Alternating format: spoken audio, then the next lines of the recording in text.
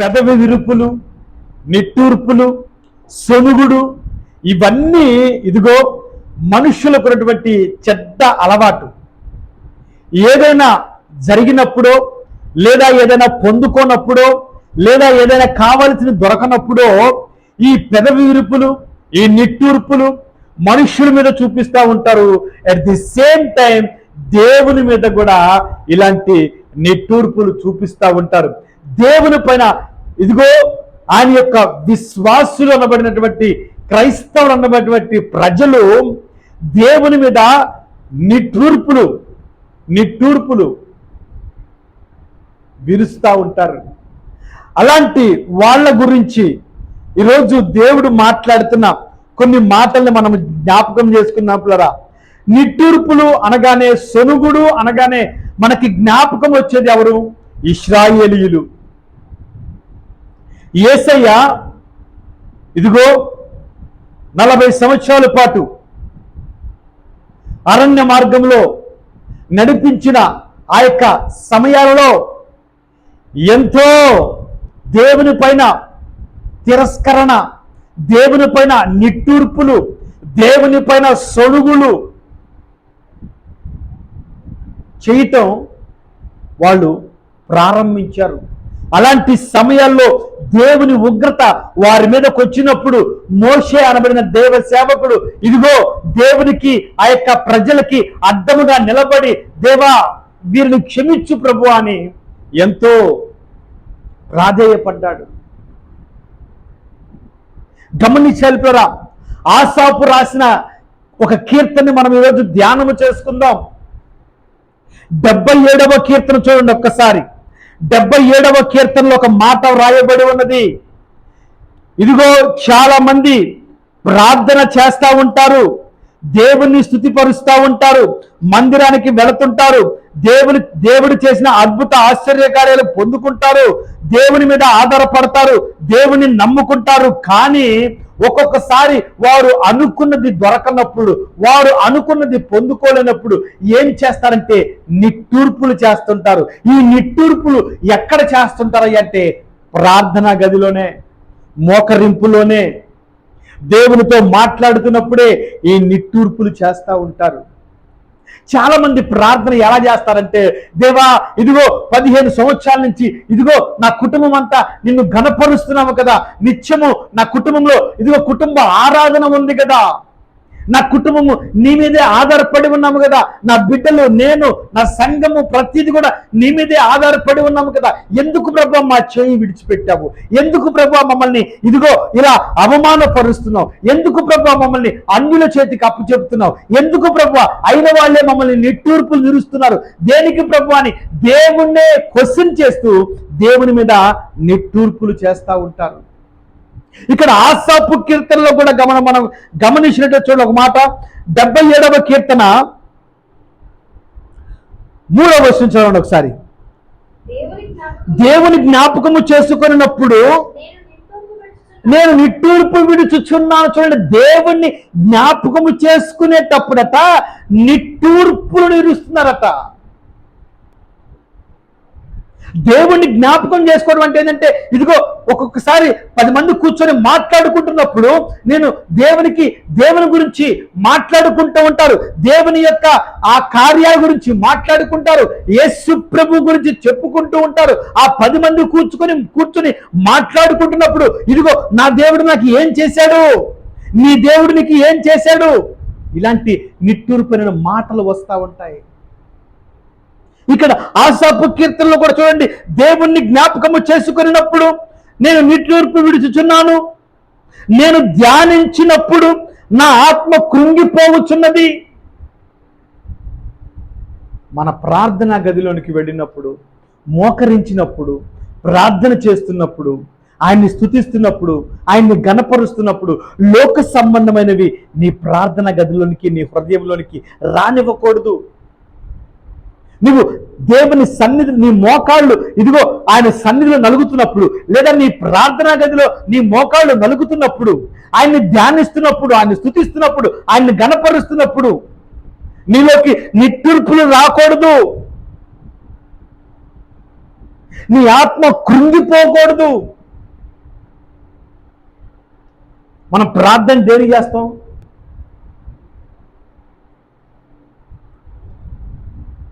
దేవా, నా కుటుంబాన్ని దీవించావయ్యా, నా కుటుంబాన్ని ఆశీర్వాదకరంగా మార్చావయ్యా, నా యొక్క పరిచర్యలో ఉన్నావయ్యా, నా వ్యాపారంలో ఉన్నావయ్యా, నా ఉద్యోగంలో ఉన్నావయ్యా. ఇది ప్రార్థన. మన దేవుడు ఉన్న వాటిని లేని వాటిగా, లేని వాటికి ఉన్న వాటిగా చేసే గొప్ప దేవుడు ఆయన. ఆయన స్వరూపమందు చేయబడిన మనము కూడా అలాంటి హృదయమే కలిగి ఉండాలి. మనము ఏది పొందుకోకపోయినను విశ్వాసముతో నీవు గనక పలికినట్లయితే దాన్ని పొందుకుంటావు, నూరంతలుగా పొందుకుంటావు. దేవా, ఇదిగో నీకు 103 జ్వరం ఉంది. దేవా, నాలో ఉన్న జ్వరాన్ని నీ నామముతో బంధించి వేసి తీసేసినందుకు నీకు స్తోత్రములయ్యా. ఇది విశ్వాసము. ప్రభు, నాలో క్యాన్సర్ ఉందయ్యా, దాన్ని తీసివేసావయ్యా నీ యొక్క కృపను బట్టి. ఇది ప్రార్థన. దేవా, నాలో దీర్ఘకాలిక వ్యాధి ఉన్నది ప్రభా, ఇదిగో తండ్రి ప్రభా, ఆ వ్యాధిని నీ నామంలో బంధించి వేసి నాలో నుంచి తీసివేసినందుకు నీకు స్తోత్రాలయ్యా అని ఇలాంటి స్తుతి ప్రార్థన చేయాలి. నీవు పొందుకోకపోయినను పొందుకున్నట్లుగా నీవు పలకగలిగితే ఆ యొక్క నీవు పలుకుతున్నటువంటి ఆ మాట, ఆ స్వరము దేవుని సన్నిధికి త్వరగా వెళ్ళి ఆయన చెవులకు తాకుతుంది. అవిశ్వాసములో పడిపోకుండా విశ్వాసములో ఉండాలి. దేవునికి మహిమ కలుగును గాక. దేవుణ్ణి జ్ఞాపకము చేసుకునేటప్పుడు నిట్టూర్పులు విరవకూడదు. ప్రార్థించేటప్పుడు నిట్టూర్పులతో ప్రార్థన చేయకూడదు. దేవుణ్ణి గణపరుస్తున్నప్పుడు, స్తుతి చేస్తున్నప్పుడు ఇదిగో ఆయన మీద కోపంతో ప్రార్థన చేయకూడదు. ఇలా ప్రార్థన చేసిన వాళ్ళు బైబిల్లో చాలా మంది పడిపోయారు. హల్లెలూయా, దేవునికి మహిమ కలుగును గాక. ఇదిగో దేవుని జ్ఞాపకం చేసినప్పుడు నేను నిట్టూర్పు విడుచుచున్నాను, నేను ధ్యానించుచున్నప్పుడు నా ఆత్మ కృంగిపోవచ్చున్నదని ఇక్కడ ఆసాపు కీర్తన రాస్తా ఉన్నాడు. దేవుడు మనకి ఏం తక్కువ చేశాడండి? ఎందుకు దేవుని మీద మనము నిట్టూర్పులు విరవాలి? ఎందుకు దేవుడిని మనం సనుగులు పెట్టాలి? దేవుడు మనకి ఏం తక్కువ చేశాడు? ఈరోజు నువ్వు సజీవ లెక్కలో ఉన్నావంటే అది దేవుని కృప కాదా? ఈరోజు నువ్వు 3 పూటల కడుపు నిండా ఆహారం తింటున్నావంటే అది దేవుని యొక్క దీవెన కాదా? నా ప్రియమైన సహోదరి సహోదరులారా, ఈరోజు నీ జీవితంలో గడిచిపోయిందంటే దేవుడు నీకు మరొక అవకాశం ఇచ్చినట్లే. చాలా మంది అంటుంటారు, దేవుని రాకడ ఎప్పుడు? నేను చాలా కాలం నుంచి వింటున్నానండి. మా తాతలు కూడా చెప్తుండేవాళ్ళంట, ఇదిగో ఆయన రాకడ వచ్చేసిందని. ఏది ఇంకా రాలేదే? నా దేవుడు వస్తే కనురెప్పపాటున వస్తాడు. ఆయన రావటం ఆలస్యం చేస్తున్నాడు అంటే నీకు మరొక అవకాశం ఇస్తున్నాడు అని నువ్వు జ్ఞాపకం చేసుకోవాలి. ఆయన రాకడ ఆలస్యం అవుతుంది అంటే ఆయన నీకు మరొక అవకాశం ఇస్తున్నాడు. ఏం అవకాశమో తెలుసా? ప్రార్థన చేస్తావేమోనని, మోకరిచ్చి నీ పాపములను ఒప్పుకుంటావేమోనని, నీ కుటుంబాన్ని దేవుళ్ళు నడిపిస్తావేమోనని, ఎక్కడైనా బాప్తిస్మం పొందుతావేమోనని దేవుడు మరొక అవకాశం నీకు ఇస్తున్నాడేమో. అందుకే ఆయన రాకడ ఆలస్యం చేస్తున్నాడేమో. నా ప్రియమైన సహోదరి సహోదరులారా, ఈ రాత్రి కాలము దేవుడు మనతో మాట్లాడుతూ ఉన్నారు. నేను మీకు ఏం తక్కువ చేశానని యేసయ్య మాట్లాడుతూ ఉన్నాడు. నిజమే కదండి? దేవుడు ఒకవేళ కోప్పడితే మన మీద అసలు ఆ ఉగ్రత మనం తట్టుకోగలమా? చూడండి, ఇదే 76వ కీర్తనలో చూడండి, ఇదే ఆసాపు రాసిన 76వ కీర్తనలో చూడండి, ఒక మాట చదివి పెట్టండి నాన్న. స్తోత్రం ప్రభువా. 7వ మాట, 7వ వచనం చదువు నాన్న. 76:7. నీవు నీవే భయంకరుడవు, నీవు కోపపడు వేళ నీ సన్నిధిని నిలవగలవాడు ఎవడు? కదా, ఒక మనిషికి ఇంకో మనిషి గద్దించినప్పుడు భయపడతాం. మరి దేవుడే మనల్ని గద్దిస్తే, దేవుడే మన మీద కోపపడితే, ఆయన ఉగ్రత ముందు, ఆయన కోపం ముందు, ఆయన యొక్క భీకరము ముందు ఎవడు నిలబడగలడు?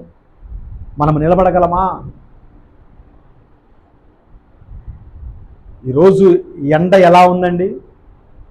45 degrees దాటిపోయిందంట. ఎక్కడో లక్షల దూరాల్లో ఉన్న సూర్యుడి తాకిడిని మనం తట్టుకోలేకపోతున్నాం. కొన్ని లక్షల దూరం నుండి సూర్య రశ్మిని, ఆ యొక్క వేడిని మనం తట్టుకోలేకపోతున్నాం. మరి సాక్షాత్తు ఆ సూర్యుని చేసిన ఆ పరమ తండ్రే దిగి వస్తే, ఆ పరమ తండ్రే మన మీద కోపపడితే, ఇక మనం మాడి మసి అయిపోయి పొడైపోయి ఆ పొడి కూడా కనపడదు. హల్లెలూయా. సూర్యుడి కోపానికి మనం తట్టుకోలేకపోతున్నామే, ఇక దేవుని ఉగ్రతకి మనం తట్టుకోగలమా? చూడండి నా మాట, నీవు కోపపడు వేళ నీ సన్నిధిని నిలబడువాడు ఎవడు? బా, ఎంత భయంకరమైన మాట చూడండి. అట్ ది సేమ్ టైం నిన్ను బలపరిచే మాట కూడా ఇది. దేవునిలా నువ్వు స్థిరముగా నిలబడే మాట కూడా ఇది. ఆయన అంటా ఉన్నాడు, నా బిడ్డ, నేను నీ మీద కోప్పడితే నువ్వు నిలబడలేవు, నువ్వు ఉండలేవు, నువ్వు మసి అయిపోతావు నాన్న. అందుకని ఇశ్రాయేలు మీద యేసయ్య కోప్పడినప్పుడు మోషే అస్తమాను అడ్డొస్తుండేవాడు. అయ్యా, మరొక అవకాశం అయ్యా, అయ్యా ఇప్పుడు ఈ పూటకి క్షమించేయ్యా, వాళ్ళని నేను ఎట్లాగైనా సరి చేసుకుంటానయ్యా అని మోషే అడిగినప్పుడు, మోషే అడ్డంగా దేవునికి ప్రజలకి మధ్యన నిలబడ్డప్పుడు దేవుడే ఆయన తగ్గించేసుకొని ఆయన కోపాన్ని తీసేసుకున్నాడు. హల్లెలూయా. అబ్రహామును జ్ఞాపకం చేసుకోండి. అగ్ని గంధకాలు ఆ యొక్క ప్రాంతంలో దేవుడు కురిపిస్తున్నప్పుడు, ఆ ప్రాంతంలో నీతిమంతులు లేని సమయంలో దేవుడితో అబ్రహాము బేరసారాలు మాట్లాడుతూ ఉన్నాడు. ఆ ప్రాంతంలో, దేవా, ఈ ప్రాంతంలో ఒక 50 మంది నీతిమంతులుంటే వీళ్ళని అందరినీ వదిలేస్తావా అని అబ్రహాం అడుగుతున్నాడు. అయ్యా, 20 మంది ఉంటే వదిలేస్తావా? అయ్యా, 10 మంది ఉంటే వదిలేస్తావా? అయ్యా, 5 నీతిమంతులు ఉంటే వదిలేస్తావా? దేవుడు అన్నాడు, ఒక్కడు నీతిమంతుడున్నా కూడా నేను ఈ ప్రాంతాన్ని అగ్ని గంధకాలతో కాల్చినని దేవుడు మాట్లాడాడు. సొదొమ గొమొర్రా ప్రాంతాలని. దేవుని ఉగ్రతని మనం తట్టుకోలేమండి. దేవుడి మీద సొనుగుడు, నీ మీద నీవే ఉరి తెచ్చుకుంటున్నావు. దేవుని మీద నీ యొక్క అలుగుడు, దేవుని మీద నీ సొనుగుడు, అది దేవుని చెవిని పడ్డప్పుడు నీ శాపాన్ని నువ్వే కొని తెచ్చుకుంటున్నావు. అలుగుడు అలుగుడు.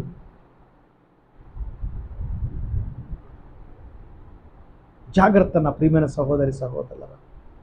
ఈ అలుగుడు అనేది, ఈ సొనుగుడు అనేది నిన్ను అభివృద్ధిలోకి తీసుకురాకుండా అడ్డంగా నిలబడుతుంది. నీకు దీవెనలు రాకుండా, దేవుని కృప నీ మీదకి రాకుండా, దేవుని యొక్క ఆశీర్వాదం నీ మీద నిలబడకుండా ఈ అలుగుడు, ఈ సొనుగుడు, ఇవన్నీ నీకు అడ్డంగా నిలబడతాయి. అవన్నీ నీ ముందు నుంచి తొలగిపోవాలంటే ఇదిగో నీ పూర్ణ హృదయంతో, పూర్ణ మనస్సుతో ఆయన్ని గణపరచు, ఆయన్ని స్తుతించు.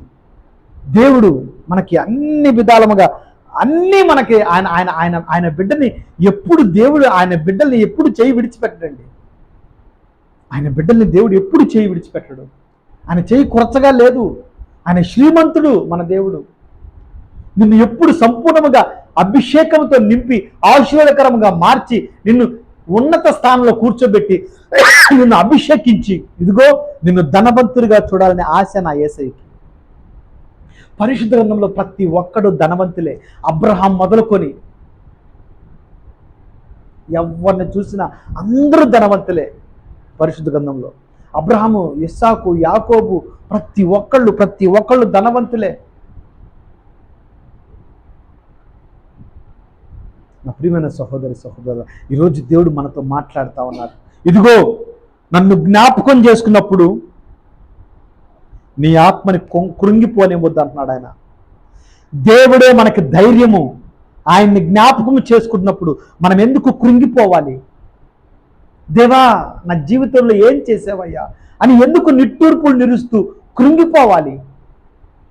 ఆయన చేయకపోయినా నా తండ్రి నువ్వు చేసావయ్యా అని విశ్వాసము నమ్మకంతో దేవుడి దగ్గర నువ్వు గనక పలికినట్లయితే ఖచ్చితంగా దేవుడు నీ మీద ఆయన ఆత్మ కుమ్మరించి నీలో ఉన్న విశ్వాసాన్ని బట్టి నీవు పొందుకోలేనిది ఆయన నీకు దయచేస్తాడు. షడ్రక్ మేషక్ అబేద్నెగోలు జ్ఞాపకం చేసుకోండి. మా దేవుడు మమ్మల్ని రక్షిస్తాడు. మమ్మల్ని మీరు ఈ అగ్నిగుండంలో పడవేసినా మా దేవుడు మమ్మల్ని రక్షిస్తాడు. ఒకవేళ మా దేవుడు రాకపోయినా పర్వాలేదు, మేము ఈ అగ్నికి ఆహుతైపోతామన్నారు.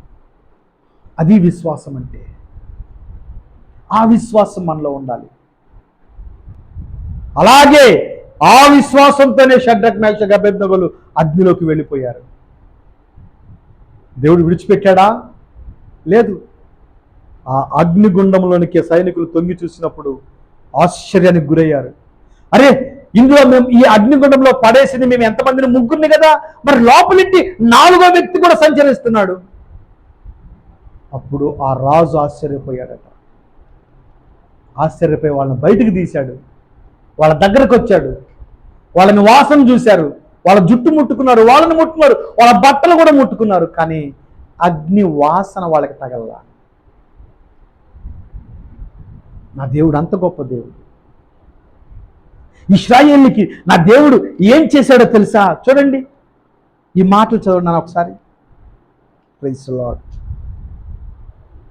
ఇదే ఆసాపు కీర్తన 78వ కీర్తన చూడండి. 78వ కీర్తన 23వ అధ్యాయం చదవండి. ఆయనను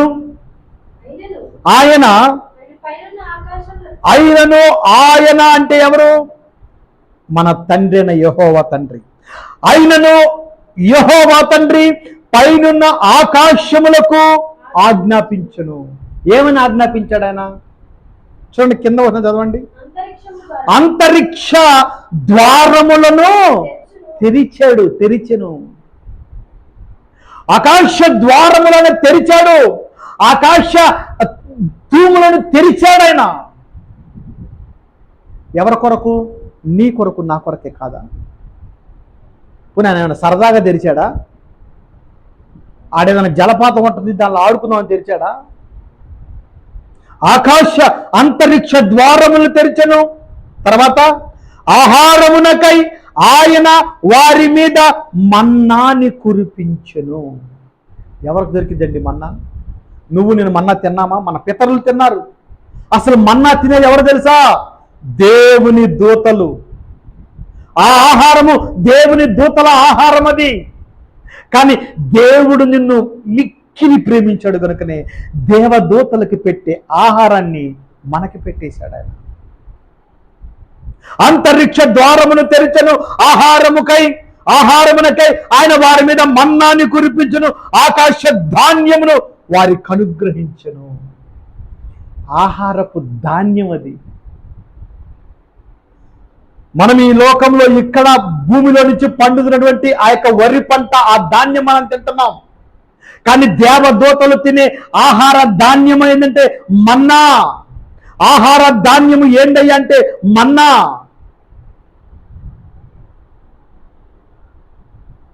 దేవదూతల ఆహారము నరులు భుజించిరి కదా.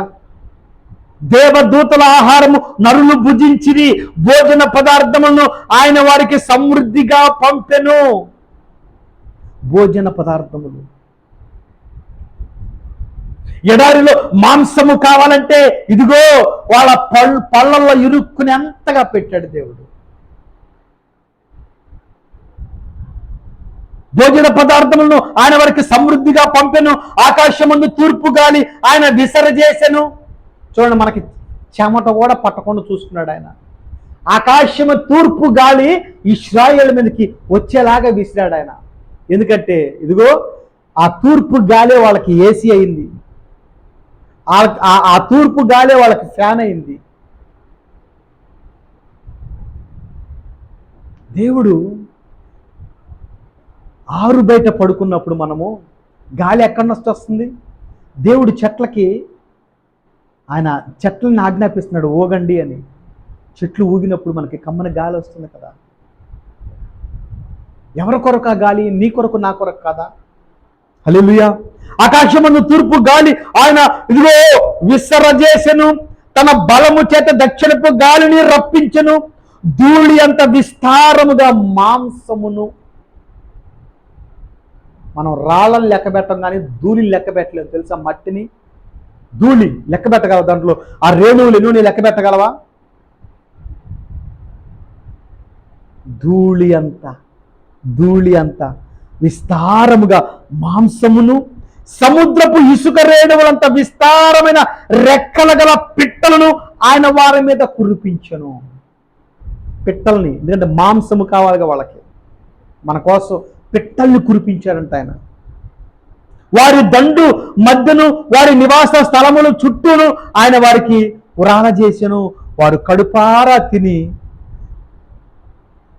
తనిసిరి, వారు ఆశించిన దాన్ని ఆయన అనుగ్రహించను, వారి ఆశ తీరక మునిపే. చూడండి ఎంత గొప్ప దేవుడు మన దేవుడు. చూడండి, ఆకాశ వాకిళ్ళని విప్పాడు, అంతరిక్షములను తెరిచాడు, ఆకాశ ధాన్యమును మనకు అనుగ్రహించాడు, దేవదూతలు తినే ఆహారాన్ని మనకు పెట్టాడు, మన మీద మాంసాన్ని ఇదిగో ఆ పిట్టల్ని కురిపించాడు, బండ నుంచి నీరిచ్చాడు, ఎర్ర సముద్రం రెండు పాయలు చీల్చి అవతల ఒడ్డుకి అవతల ఒడ్డుకి చేర్చిన దేవుడు మనకి ఏమి కావాలో ఆయనకి తెలీదా? సమృద్ధిగా మనల్ని దీవించలేడా? ఆశీర్వదించలేడా? ఎందుకు మనం ఆయన మీద సొనుగుడు చెప్పాలి? ఎందుకు మనకు ఆయన మీద సొనుగుడు చెప్పాలి? దేనికి సొనుగుడు? నా దేవుడు దీవిస్తాడు, ఇవాళ కాకపోతే రేపైనా నేను అభివృద్ధి చెందుతా. కానీ ఒకరోజు దేవుడు నా కొరకు రాసి పెట్టాడు. ప్రతి దానికి సమయము కలదని వాక్యం సెలవిస్తుంది. నీవు అభివృద్ధి చెందుటకు, నువ్వు దీవించబట్టనుకు, నువ్వు కృపలో పొందుకోవడానికి, నీవు ఇదిగో ఆశీర్వాదకరంగా నీ జీవితం మారడానికి, నీ బిడ్డలు దీవించబట్టడానికి, నీ కుటుంబము ఇదిగో గొప్ప స్థాయిలో నిలబడటానికి ప్రతి దానికి సమయము కలదు. ఆ సమయమందు దేవుడు నిన్ను దర్శిస్తాడు, దీవిస్తాడు, నీకు రావాల్సిన ప్రతిదీ ఆయన ఇదిగో అందిస్తాడు. అందుకనే ఇదిగో చూడండి ఆయన అంటున్నాడు, ఇదిగో ఇదే ఆసాపు కీర్తన 75వ అధ్యాయము 7వ వచనంలో, నీవే భయంకరుడు, నీవు కోపము వేళ నీ సన్నిధి నిలబడగల వాళ్ళు ఎవడు? దేశంలో శ్రమనందిన వారందరినీ రక్షించుటకై న్యాయం తీర్చుటకు దేవుడు లేచినప్పుడు భూమి భయపడి ఓరకుండెనంట. భూమి భయపడింది ఆయనకి. దేవుడు ప్రతి దాని మీద నీకు అధికారం ఇచ్చాడు.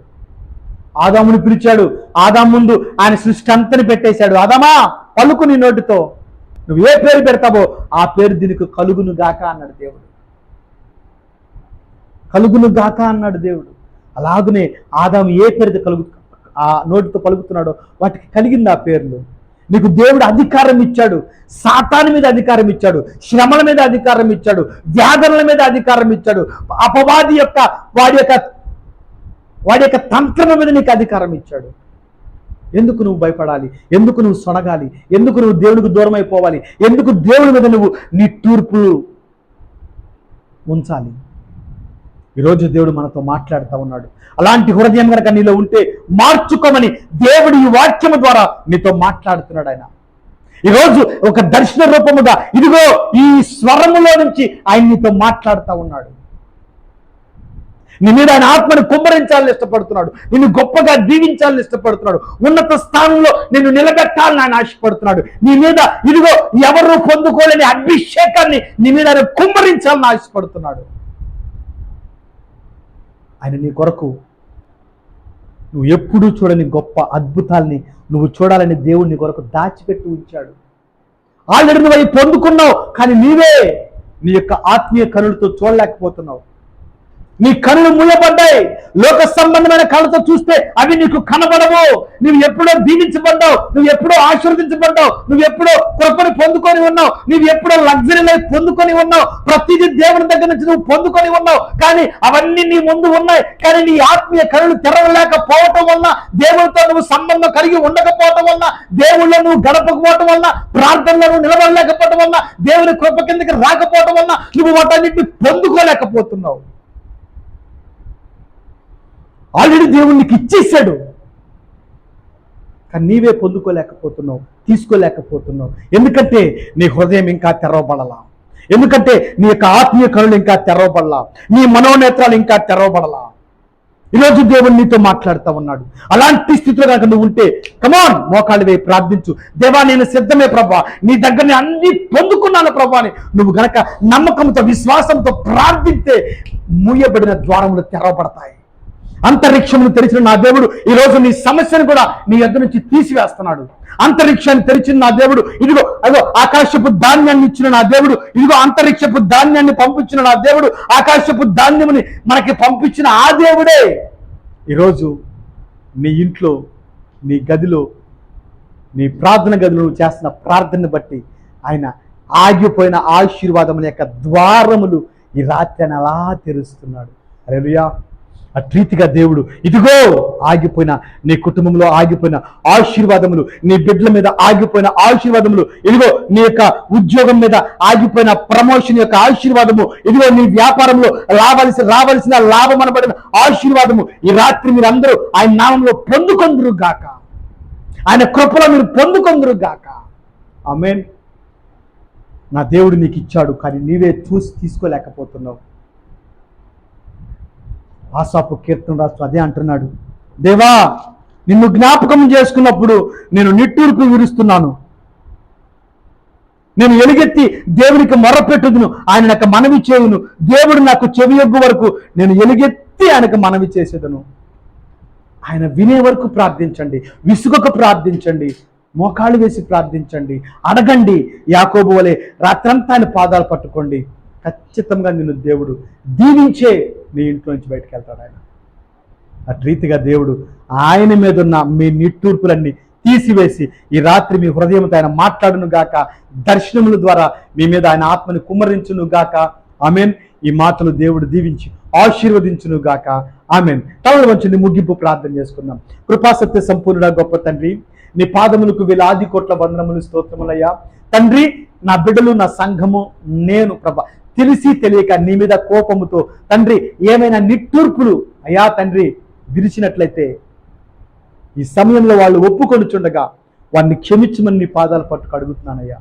తండ్రి, నిన్ను జ్ఞాపకం చేసుకున్నప్పుడు ఎవరైతే ఇదిగో తండ్రి ప్రభా నిన్ను దూషణకరంగా మాట్లాడుతున్నారో, నిన్ను జ్ఞాపకం చేసుకున్నప్పుడు ఎవరైతే ప్రభా వారి హృదయము వారి యొక్క కృంగిపోతా ఉందో, ఈ సమయంలో వారి యొక్క హృదయంతో మీరు మాట్లాడి నిలబెట్టమని నీ పాదాలు పట్టుకు అడుగుతున్నాను తండ్రి. విన్న వాక్యం అపవాది వచ్చి ఎత్తుకుపోకుండా అయ్యా బిడ్డల హృదయానికి కంచె వేయమని ప్రార్థన చేస్తున్నాను ప్రభా. అటు రీతిగా నీ కృప దయచేయమని ఇంతవరకు నేను నీ పనికి వాడుకున్నందుకు నీ పాదాలకి వందనాలు స్తుతులు చెల్లిస్తూ యేసు నామమును ప్రార్థించి వేడుకొని పొందుకున్నాము తండ్రి. ఆమేన్. ఆమేన్. మంచిది పిల్లరా, దేవుని మీద నిట్టూర్పులు, దేవుని మీద సొణుగులు మనం పెట్టకూడదు. అలాంటివి ఉంటే నీ చేతులారా నువ్వే ఆశీర్వాదాన్ని కోల్పోతున్నావు.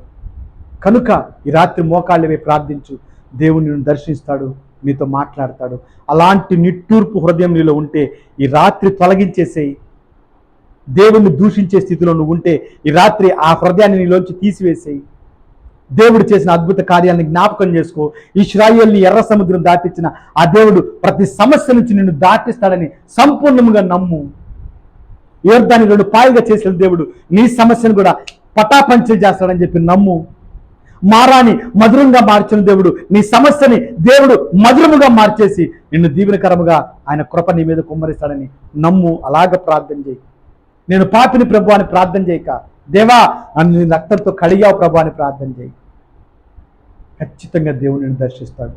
మంచిది ద్వారా ప్రతి బుధవారము మిడ్ వీక్ సర్వీస్ ఉంటుంది సాయంత్రం 6 గంటలకి. అలాగనే ప్రతి గురువారము బైబిల్ స్టడీ ఉంటుంది సాయంత్రం 6 గంటలకి. అలాగనే ప్రతి శుక్రవారం ఫ్రైడే ఫాస్టింగ్ రివైబల్ సర్వీస్ సాయంత్రం 6 గంటలకు ఉంటుంది.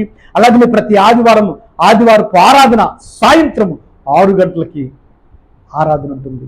ఈ సర్వీస్ అన్నింటిలో మీరు పాల్గొనండి. ఖచ్చితంగా దేవుడు మిమ్మల్ని దర్శిస్తాడు, దీవిస్తాడు, మీ మీద ఆయన ఆత్మను కుమ్మరిస్తాడు, నేరుగా సూటిగా మాట్లాడతాడు.